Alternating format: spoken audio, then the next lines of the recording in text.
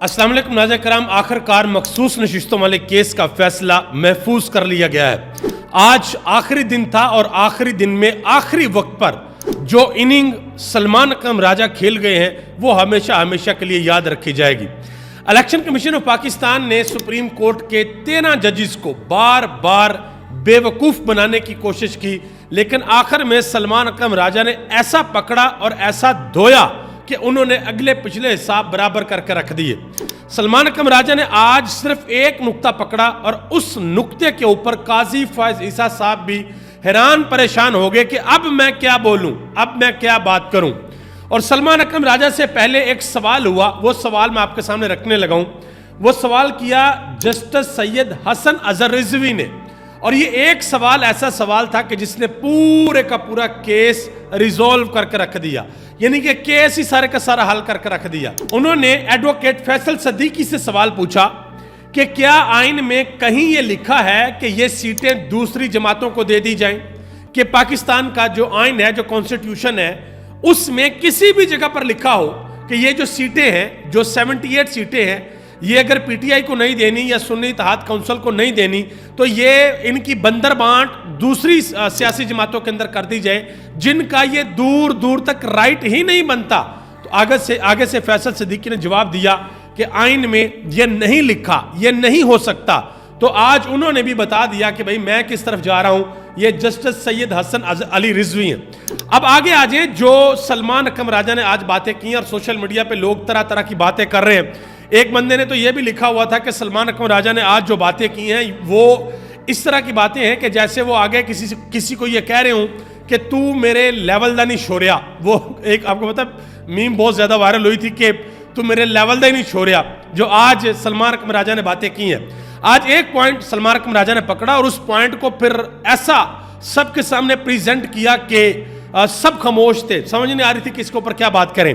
سلمان اکرم راجہ نے کہا کہ میں پاکستان تحریک انصاف کا ممبر ہوں، اور میں الیکشن کمیشن نے جب یہ ہم سے بلہ چھینا گیا، الیکشن کمیشن سپریم کورٹ گیا، ہم سے بلہ چھینا گیا، تو میں نے اس وقت اپنا پارٹی ٹکٹ پاکستان تحریک انصاف کا جمع کروایا، لیکن جو آر او تھے انہوں نے میرا ٹکٹ نہیں لیا، اور میرے پاس وہ ریسیونگ بھی موجود ہے، جو ڈاکومنٹ میں نے دیے تھے، یہ ثبوت ہے کہ کس طریقے سے الیکشن کمیشن آف پاکستان نے سپریم کورٹ کے 13 ججز کو بے وقوف بنایا ہے، کس طریقے سے الیکشن کمیشن آف پاکستان نے ڈاکومنٹ صحیح طریقے سے جمع نہیں کروائے۔ اور ایک نقطہ ایسا ہے کہ جس کے اوپر پوری کی پوری سپریم کورٹ کو، تمام وکلا کو اور پاکستان کی 24 کروڑ عوام کو اس نقطے کی سمجھ آ گئی ہے، اور وہ نقطہ یہ ہے کہ الیکشن کمیشن آف پاکستان نے سپریم کورٹ کے فیصلے کی غلط تشریح کی۔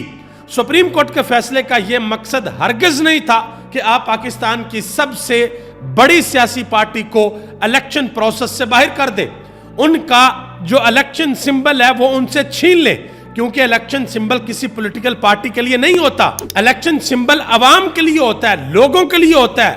جن کو کسی کا نام نہیں پڑھنا آتا وہ جا کر سمبل دیکھتے ہیں، انتخابی نشان دیکھتے ہیں، کسی کا بلہ ہے، کسی کا شیر ہے، کسی کا تیر ہے، کسی کی کتاب ہے، کسی کا ترازو ہے، تو اس کے اوپر جا کر ٹھپا لگاتے ہیں، اس کے اوپر جا کر نشان لگاتے ہیں۔ تو یہ پاکستان کی عوام کے ساتھ ایک بہت بڑی 2 نمبری کی گئی۔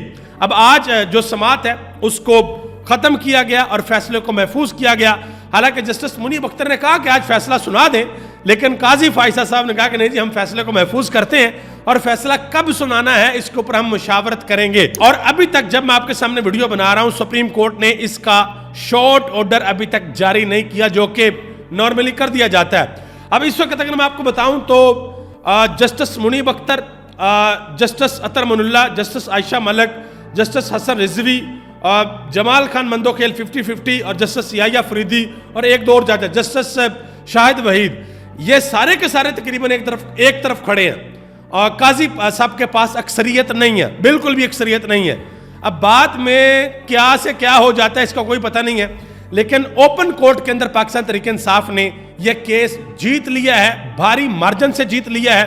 یہ تمام پاکستانیوں نے جو پاکستان کے اندر اور دنیا بھر کے اندر ہیں، انہوں نے یہ دیکھ لیا، اور اگر یہ سیٹیں دے دی جاتی ہیں نون لیگ کو اور پیپلز پارٹی کو، بندر بانٹ ہوتی ہے، نہ سنی اتحاد کونسل کو ملتی ہیں، نہ پاکستان تحریک انصاف کو ملتی ہیں تو یہ پاکستان کی عدالتوں کا ایک ایسا فیصلہ ہوگا جو کہ 10-15 سال بعد جا کے پتہ نہیں پھر اس کو کس الفاظ کے اندر ڈسکس کیا جائے گا. بالکل اسی طرح جس طرح آج کی سپریم کورٹ قاضی فائصہ صاحب نے بھٹو والا فیصلہ ڈسکس کیا کہ ذوالفقار علی بھٹو کو فیئر ٹرائل کا موقع نہیں دیا گیا. اس وقت سپریم کورٹ نے غلط کیا, وہ سپریم کورٹ کا غلط فیصلہ تھا, تو پتہ نہیں پھر ان فیصلوں کا آگے جا کر کیا بنے گا. اور جو قاضی صاحب نے بلہ چھینا تھا اس فیصلے کو تو ابھی سے کام شروع ہو گیا ہے. سپریم کورٹ کے ججز بیٹھ کر کہتے ہیں کہ وہ فیصلہ جو ہے وہ مطلب کہ ان کا اشارہ ہوتا ہے کہ وہ فیصلہ ٹھیک نہیں تھا. اچھا جی, ایک اور بڑی اہم بات ہوئی ہے. وہ بات یہ ہوئی ہے کہ جسٹس رضوی صاحب نے کہا, انہوں نے کہا کہ ایسا لگتا ہے کہ الیکشن کمیشن آئینی ادارہ نہیں بلکہ آپ کا حریف ہے جو کیس جیتنے آیا ہے.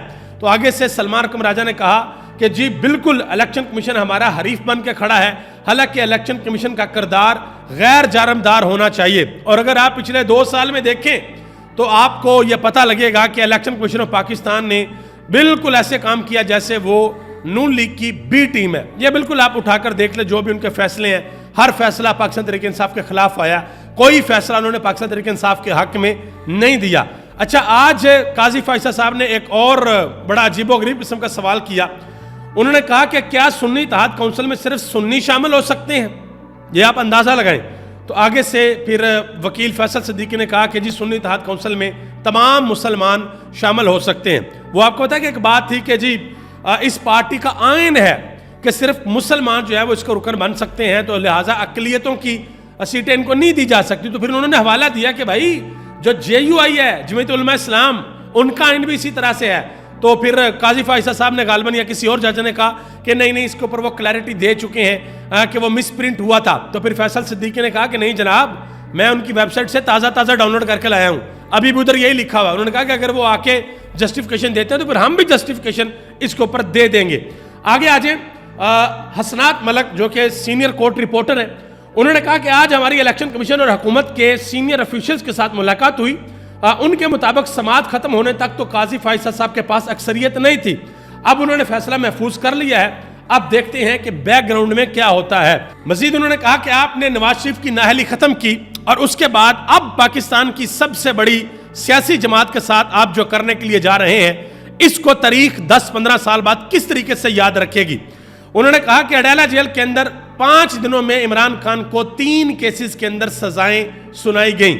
انہوں نے کہا کہ عمران خان پاکستان کی سب سے بڑی سیاسی جماعت کے سربراہ تھے اور آپ پاکستان کے سب سے بڑے قاضی تھے. انہوں نے کہا کہ مجھے بتائیں اس کا تاریخ کے اندر کون جواب دے گا.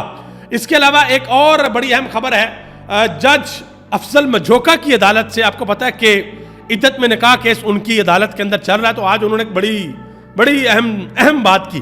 انہوں نے کہا کہ 3:29 تک میں عدالت میں ہوں, آپ کو سنوں گا, اس کے بعد میں نہیں بیٹھوں گا.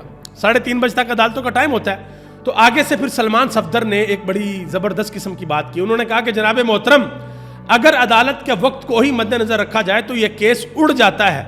آپ تو اس وقت سے آگے سماعت نہیں سننا چاہ رہے, جبکہ فاضل جج نے رات 11 بجے تک اس کیس کو سنا ہے اور سن کر اس کا فیصلہ کیا اور عمران خان کو غالباً 14 سال قید کی سزا سنائی ہے, اگر میں غلط نہیں ہوں, اس کیس کے اندر, عدت میں نکاح والے کیس کے اندر. اچھا, ایک اور بڑی اہم بات ہے, یہ مطیع اللہ جان نے بہت بڑا انکشاف کیا.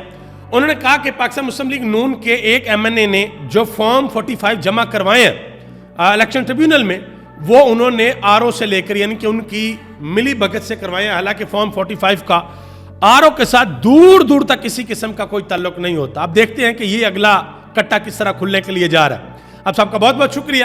پاکستان زندہ باد, پاکستان کے عوام اور پاکستان کے ادارے پائندہ باد.